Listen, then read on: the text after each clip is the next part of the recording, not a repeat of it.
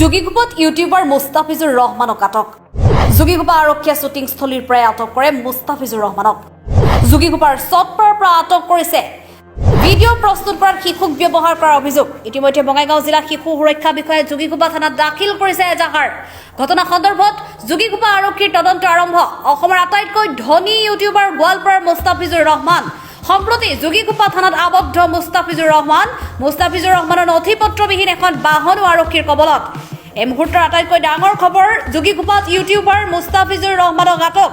যোগীঘোপা আৰক্ষীয়ে শ্বুটিংস্থলীৰ পৰা আটক কৰে মুস্তাফিজুৰ ৰহমানক। যোগীঘোপাৰ চটপাৰাৰ পৰা আটক কৰিছে তেওঁক ভিডিঅ' প্ৰস্তুত কৰাত শিশুক ব্যৱহাৰ কৰাৰ অভিযোগ।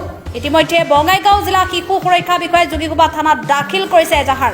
ঘটনা সন্দৰ্ভত যোগীঘোপা আৰক্ষীৰ তদন্ত আৰম্ভ। অসমৰ আটাইতকৈ ধনী ইউটিউবাৰ গোৱালপাৰাৰ মুস্তাফিজুৰ ৰহমান।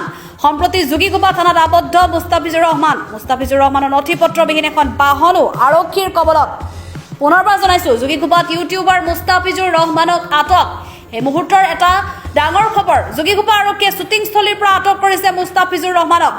যোগীঘোপাৰ চটপাৰাৰ পৰা আটক কৰিছে তেওঁক ভিডিঅ' প্ৰস্তুত কৰাত শিশুক ব্যৱহাৰ কৰাৰ অভিযোগ। ইতিমধ্যে বঙাইগাঁও জিলা শিশু সুৰক্ষা বিষয়াই যোগীঘোপা থানাত দাখিল কৰিছে এজাহাৰ। ঘটনা সন্দৰ্ভত যোগীঘোপা আৰক্ষীৰ তদন্ত আৰম্ভ। অসমৰ আটাইতকৈ ধনী ইউটিউবাৰ গোৱালপাৰাৰ মুস্তাফিজুৰ ৰহমান। সম্প্ৰতি মুস্তাফিজুৰ ৰহমানক আটক কৰিছে যোগীঘোপা আৰক্ষীয়ে। যোগীঘোপা থানাত আবদ্ধ হৈ আছে মুস্তাফিজুৰ ৰহমানৰ নথিপত্ৰবিহীন এখন বাহনো আৰক্ষীৰ কবলত। কথিত ইউটিউবাৰ, আচলতে ইউটিউবাৰৰ ডেফিনেশ্যনটো আপোনালোকে নিশ্চয় জানে যে ইউটিউবাৰ আচলতে কাক কোৱা হয়।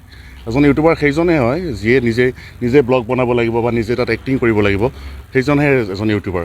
আচলতে তেখেতে দীৰ্ঘদিন ধৰি কিছুমান শিশুৰ ওপৰত তেওঁ কিছুমান কণ্টেণ্ট বনাই থাকে, আৰু যিবোৰ কণ্টেণ্ট হয়তো সমাজৰ কাৰণে এটা বেয়া এটা বাৰ্তা গুচি যায়। যেনেকুৱা তাত ছেক্সুৱেল এক্টিভিটিছ থাকে, তাত কিছুমান ৱেপনছ তেখেতে ব্যৱহাৰ কৰে, লগতে শিশুক নিৰ্যাতন কৰা কিছুমান তেনেকুৱা ধৰণৰ চিন তাত দেখুৱায়। আচলতে সমাজৰ কাৰণে এয়া এক বহুত এটা ভুল বাৰ্তা এটা যায় সমাজৰ কাৰণে।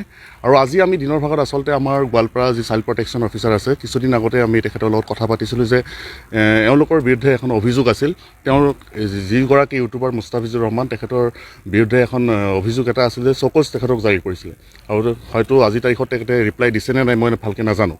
আজি দিনৰ ভাগত আচলতে আপোনালোকৰ জয়ঘোপাত যি চটপাৰা অঞ্চল আছে, সেই তাত তেওঁ কিছুমান শিশুক লৈ কেনে তাত ভিডিঅ' শ্বুট কৰি আছিল, ভিডিঅ' বনাই আছিলে তাত।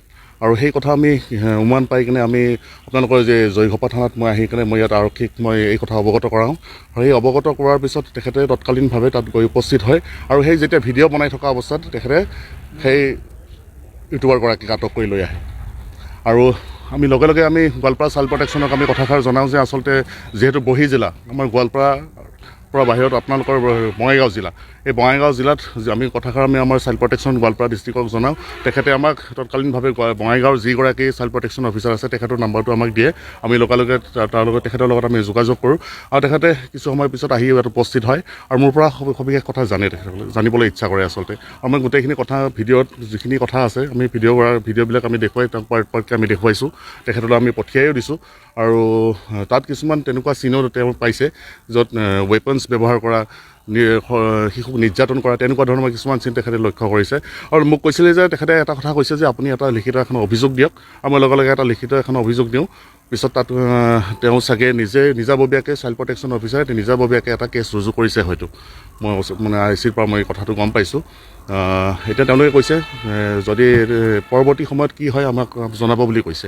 আৰু আপোনালোকেও মই আশা ৰাখিলোঁ আপোনালোকে যি জয়ঘোপাৰ যি মিডিয়া আছে, আশা কৰিছোঁ তেওঁলোকৰ পৰা সঠিক তথ্যখিনি আপোনালোকে ল'ব পাৰিব, মই সেইটো আশা কৰিছোঁ।